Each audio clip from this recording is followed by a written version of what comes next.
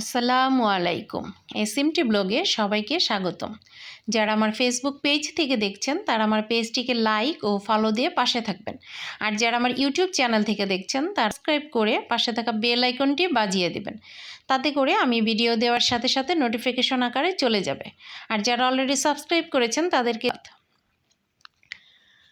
একটা ফ্রাই প্যানের মধ্যে আমি বেশ কিছুটা তেল দিয়ে দিয়েছি। আর এখন আমি একটা মাংস নিয়ে নিয়েছি। মাংসটা দেখতে কেমন লাগছে না? আসলে মাংসটা কিন্তু রান্না করা।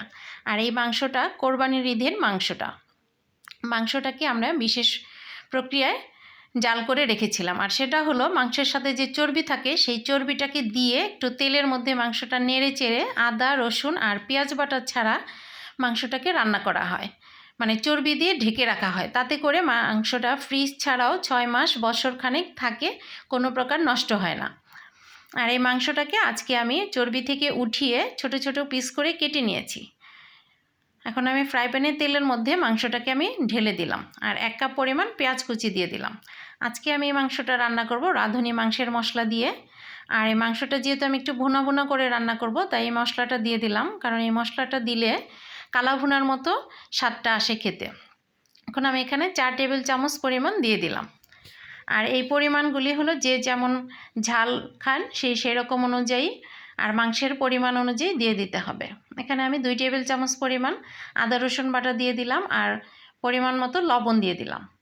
লবণটা আমি একটু কমই দিয়েছি কারণ মাংসের সাথে আমার লবণটা দিয়ে জাল করা আছে। সবগুলো মশলাটাকে ভালোভাবে নেড়ে চেড়ে মিশিয়ে আমি একটু পানি দিয়ে মাংসটাকে এখন ঢেকে রান্না করে নিব। আর এই মাংসটা কিন্তু এমনিতেও রান্না করা আছে, মানে যখন চর্বিতে ঢাকা ছিল তখন গরম করে নিলে গরম গরম ভাতের সাথে খেতেও এটা কিন্তু বেশ মজা লাগে। এই তো দেখতে পাচ্ছেন মাংসটা আমার কিছুটা কষানো হয়ে গেছে। এখন আমি এখানে 1 টেবিল চামচ পরিমাণ লাল মরিচের গুঁড়া দিয়ে দিলাম, কারণ আমি এখানে একটু আলু দিয়ে রান্না করব তাই একটু মরিচের গুঁড়াও আমি দিয়ে দিলাম সাথে। এই যে দেখতে পাচ্ছেন মাংসটা আমার তো রান্না করাই আছে তাই বেশি সময় লাগবে না রান্না করতে। এখন আমি আলুটাও দিয়ে দিচ্ছি এর মধ্যে। মাংসটাকে যেহেতু আমি ছোট ছোট পিস করে কেটেছি তাই আলুটাকেও আমি এরকম ছোট করে কেটে নিয়েছি।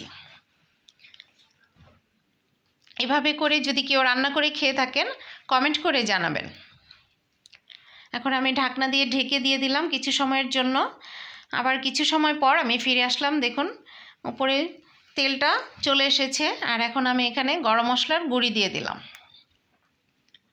দিয়ে ভালোভাবে নেড়ে চেড়ে মিশিয়ে নিচ্ছি। আবারও কিছুটা সময় ঢাকনা দিয়ে আমি ঢেকে রান্না করে নিয়েছি। আর এখন আমি অল্প একটু পানি দিয়ে দিব ওই আলুটা পুরোপুরি সেদ্ধ হয়ে যাওয়ার জন্য।